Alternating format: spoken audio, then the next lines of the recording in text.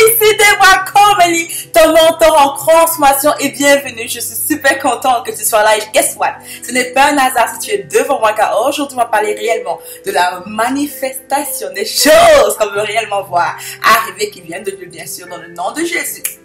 Yes! Ma prière pour toi pendant que tu m'écoutes, c'est réellement que l'Éternel puisse ouvrir tes yeux spirituels, enfin que tu puisses réellement recevoir le message qu'il a pour toi et qui accomplit cette destinée dans le nom puissant de Jésus-Christ. Tu sais, savais-tu que c'était réellement important pour toi d'avoir des objectifs, enfin de les atteindre? Est-ce que tu savais que c'était réellement important pour toi car si tu ne sais pas où tu vas nulle part. J'aime beaucoup ce qu'un jour Thomas Edison a dit. C'est Bob Edison, pardon. Bob Edison qui a dit ceci. Il a dit ceci. Si tu ne vois pas une augmentation, tu ne vas pas avoir une augmentation. Si tu ne vois pas une augmentation, tu n'auras pas d'augmentation. Si tu ne vois pas où tu pars, tu n'auras pas de destination, tu ne vois pas une destination, tu n'auras pas tu n'iras presque nulle part en fait. En fait, si tu ne vois pas d'augmentation, tu n'auras pas d'augmentation. Alors qu'est-ce que tu vois? Dis-moi, est-ce que tu vois une promotion? Est-ce que tu vois une nouvelle maison? Est-ce que tu vois une meilleure vie spirituelle? Est-ce que tu vois un futur mariage? Qu'est-ce que tu vois? Car si tu ne vois rien, tu n'auras rien. Mais si tu vois quelque chose, tu auras quelque chose. Mais la vérité, c'est que peut-être toi, pendant plus longtemps, tu fais comme moi auparavant, où je passais mon temps à vouloir quelque chose, mais je vois tout ce que je voulais n'arrivait juste pas. Et un jour, je me suis plantée pour dire, Père, je ne comprends pas. On dirait que tout ce que je veux, je n'ai jamais ce que je veux. J'ai comme le contraire de ce que je veux. Et une fois, je parlais à une amie qui me disait la même chose. Tout ce que je veux n'arrive pas. Et avec des recherches un peu plus de connaissance du Seigneur, je me suis rendu compte ceci, que je voulais des choses. Mais dans mon cœur, je croyais autre chose. En fait, ce que je voulais, je ne croyais pas que je pouvais l'avoir. Ce que je voulais, je ne croyais pas que je pouvais l'avoir. À l'intérieur de moi, je faisais cette chose qu'on appelle de auto-sabotage à l'intérieur de moi-même. Je me combattais contre moi-même, en fait. Je voulais une nouvelle maison, une meilleure maison. Mais je me disais, est-ce que je suis capable d'avoir cette maison? J'ai des dettes, je ne veux pas avoir cette maison. Mon crédit n'est pas assez bon. Fait que je ne pouvais pas l'avoir. Alors, est-ce que tu es un peu comme moi, comme auparavant, où tu veux quelque chose, mais tu ne manifestes pas ce que tu veux, mais tu as comme l'opposé de ce que tu veux. Tu veux une relation sérieuse, mais tu as des relations qui ne sont pas sérieuses, right? Tu veux une meilleure carrière, une promotion qui vient avec toi, mais depuis des années, tu n'obtiens pas cela. Je veux juste te dire, regarde l'état de ton cœur. Quelles sont les paroles que tu murmures dans ton corps? Tu sais, récemment, l'Éternel m'a beaucoup éduqué sur nombre 11. Dans nombre 11, on voit les paroles, les questions que Moïse méditait dans son cœur à l'Éternel. Mais il n'a pas juste dit dans son cœur, il a dit à haute voix. Dieu m'a dit, il dit Dieu, pourquoi tu me veux du mal? Pourquoi tu ne me donnes pas ta faveur? Et puis c'est ça que tu dis à ton Seigneur, pourquoi tu me veux du mal? Pourquoi tu ne me donnes pas ta faveur? Et quelques temps plus tard, Dieu m'a guidé vers cette parole qui était géniale, où j'ai juste dit Alléluia dans Marc 1:11, où l'Éternel dit ceci, tu es mon fils bien-aimé, tu es ma fille bien-aimée, in whom I'm highly pleased, en qui je suis rempli de joie. Right? Alors si quelque part dans ton cœur tu as des méditations telles que Seigneur, pourquoi tu ne me donnes pas ta faveur? Pourquoi je n'avance pas? Pourquoi rien ne change dans ma vie? Je suis fatiguée de ne pas avoir ce que je veux, j'ai comme l'opposé de ce que je veux. Rien ne bon se passe dans ma vie, Seigneur. Pourquoi moi? Pourquoi toutes ces choses? Je suis fatiguée, Père. Quelque part juste te dire, malgré tes questionnements, il te parle dans Marc 1:11, qui te dit ceci, tu es ma fille, mon fils bien-aimé, en qui je trouve ma joie. Dieu t'aime. Et pour accomplir tes rêves, pour atteindre certains objectifs, j'ai à cœur de te partager ce que je fais depuis un bon bout de temps qui marche super bien, que j'aime réellement, qui vient de la parole de Dieu, qui est le Vision Board. Savais-tu que le tableau de vision, c'est Dieu qui l'a créé lui-même? C'est la première personne du tableau de bord, right? Bien sûr que c'est Dieu qui l'a créé, c'est no-brainer. Mais souvent, à cause de plusieurs livres tels que le succès et tout le reste, on n'attribue pas le crédit à Dieu, on attribue le crédit à d'autres mondes. Pourtant, ça vient totalement de la Bible elle-même. Dans la Bible, c'est écrit dans Habakkuk 2:2, c'est écrit ceci. Écris ta vision et rends-la pleine. Mais aussi, lorsque tu lis dans Genèse, l'histoire avec Jacob, tu te rends compte que Dieu l'a donné comment la clé du vision board. Il a dit, prends des bâtonnets et mets avec les tâches et mets devant les animaux qui vont s'accoupler afin d'avoir le résultat que je souhaite que tu ailles. Right? Si tu lis l'histoire un peu plus, tu vas mieux comprendre, mais juste pour te dire, ça vient de Dieu. Et l'importance pour toi, il est tellement important pour toi d'avoir un vision board pour atteindre tes objectifs, car la parole nous dit ceci dans Proverbe 16, verset 1, il dit les projets que forme le cœur dépendent de l'homme. Les projets que forment le cœur dépendent de l'homme. Tous les projets que forment ton cœur dépendent de l'homme. Mais encore plus, encore ici, dans le verset, dans Proverbe 16, verset 3, il dit ici, recommande à l'Éternel tes œuvres. Mais quelle œuvre tu vas recommander à l'Éternel? Il dit, et ils réussiront. Et tes projets vont réussir si tu recommandes tes œuvres à l'Éternel. Mais quelle œuvre? Est-ce que ce sont juste des œuvres mentaux? Quelque part plus bas encore, c'est ceci. Il dit, le cœur de l'homme médite sa voix, mais l'Éternel dirige ses pas. Quelle voix est-ce que tu médites dans ton cœur? Quelle voix est-ce que tu médites? Est-ce que tu médites des anciennes voix qui sont dans ton cœur? Ou bien tu médites la voix que Dieu a pour toi? Est-ce que tu médites les anciennes voix ou bien tu médites la voix que Dieu a pour toi? Et comment savoir quelle bonne voix prendre? Comment savoir si je médite la bonne voix ou la mauvaise voix? Regarde juste l'état de ta vie. J'aime beaucoup mon coach, mon mentor qui me dit ceci. Il me dit, Debra, mesure ton ego avec ton compte bancaire. En d'autres termes, mesure tes résultats. Mesure ton ego avec tes résultats. Mais c'est ce que tu crois connaître avec les résultats que tu as. Regarde ta vie et donne-moi le statement. Est-ce que tu réussis ou bien tu échoues? Si tu réussis, ça veut dire que dans ton cœur, tu as des bonnes méditations. Mais si tu échoues, guess what? Dans ton cœur, très souvent, tu as les mauvaises méditations. C'est pour ça que Proverbe 23, verset 7, nous dit ceci. Il dit, car il est comme les pensées de son âme. Il dit, tu es comme les pensées de son âme. As a man thinketh, so he is. Tu es comme les pensées de ton âme. La vie que tu as autour de toi ressemble à ce qui est dans ton âme. J'aime beaucoup l'histoire de Job où Job dit ceci. J'ai médité ce malheur pendant longtemps et finalement ça arrive. J'avais peur de cela. Pendant des nuits, des jours et des jours, Job méditait des mauvaises pensées sur sa famille. Ce que le diable utilisait en fait, c'était ce qu'il avait donc pensé dans son cœur. Wow. Alors imagine-toi que tu n'avais que des bonnes pensées de toi dans ton cœur et que l'ennemi n'avait pas le choix de ne rien utiliser contre toi, car les anges de Dieu prenaient juste les bonnes pensées pour les accomplir, right? C'est juste façon historique comme ça de penser. Alors, comment créer un vision board? Comment créer un vision board? La parole nous dit, rappelle-toi dans Habakkuk 2:2, écris ta vision et rends-la pleine. Et rappelle-toi que tous les humains, tout simplement, comme toi et moi, on pense en image. Juste imagine-toi que je te dis une belle robe rouge. Est-ce que tu as pensé la lettre rouge, genre la lettre R-O-U-G-E? Non. Tu as pensé la couleur rouge, tu vas avoir une robe, la couleur rouge. Et plus que habituellement, tout ce qui nous entoure forme notre vision intérieure de nous-mêmes. On dirait que tout ce qui nous entoure a beaucoup à jouer à l'être interne. Il est important pour toi de voir constamment succès, santé, prospérité, si c'est que tu veux manifester cela.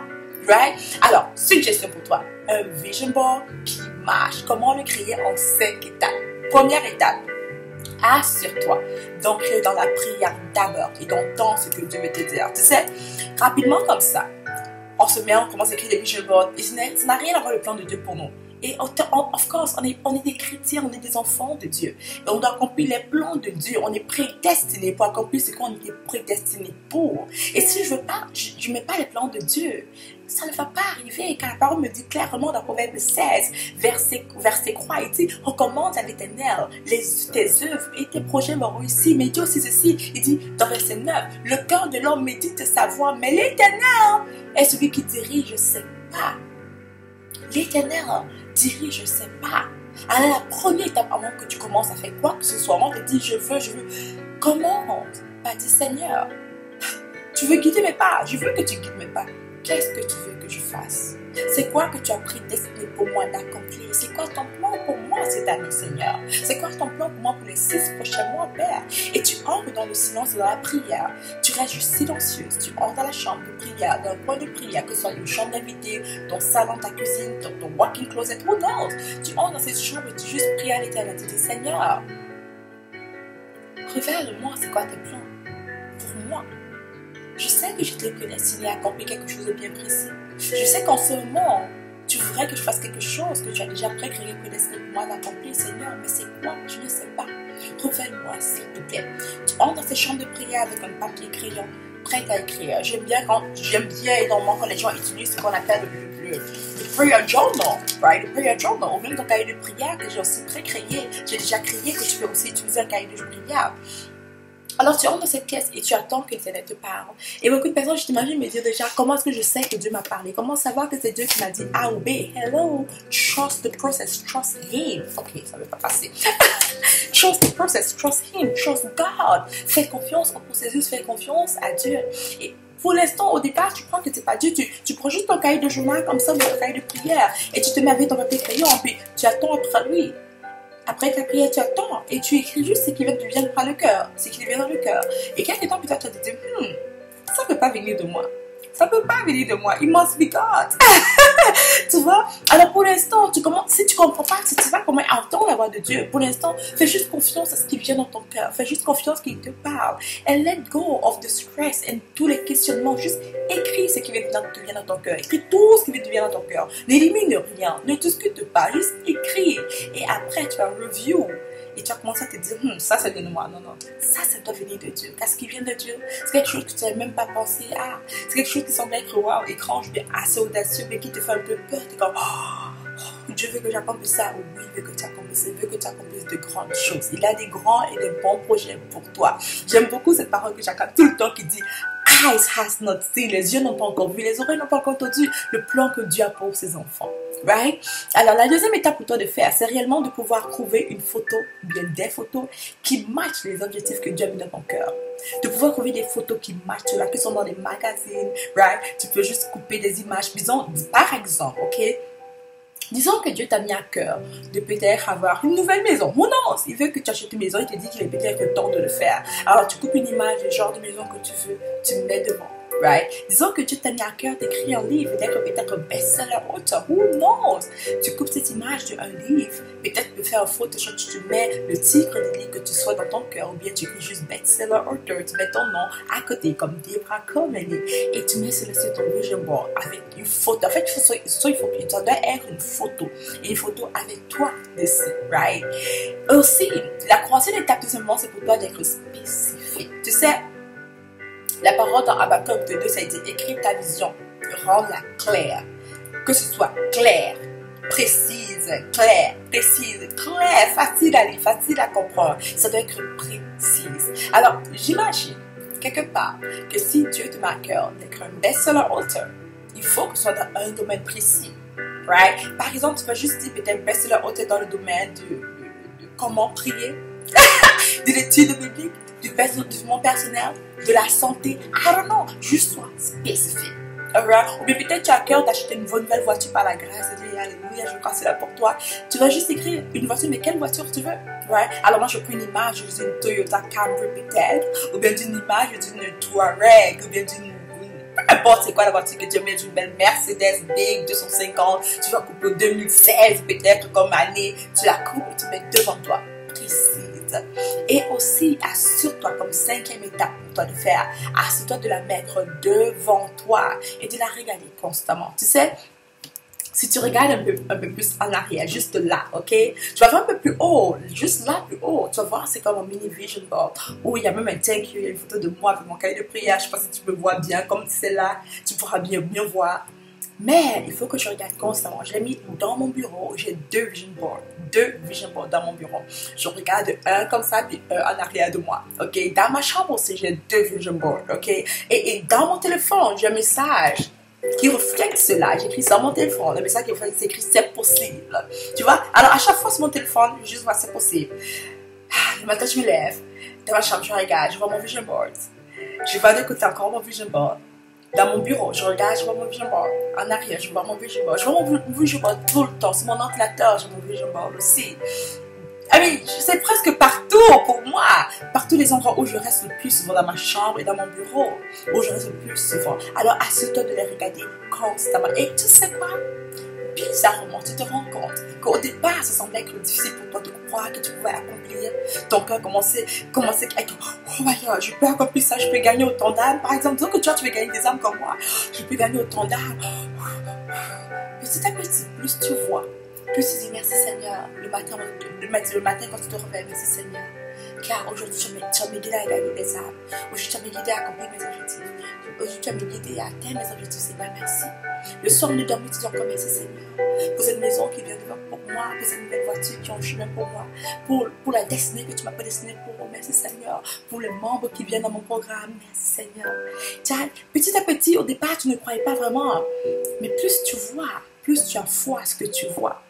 Plus tu vois, plus tu as foi à ce que tu vois. Et encore une fois, rappelle-toi, c'est cette belle phrase de Thomas Edison qui dit ceci, de Bobby Edison, pas Thomas Edison, pas Thomas Edison, Bobby Edison qui dit ceci, il dit, si tu veux voir une augmentation tu dois voir une augmentation.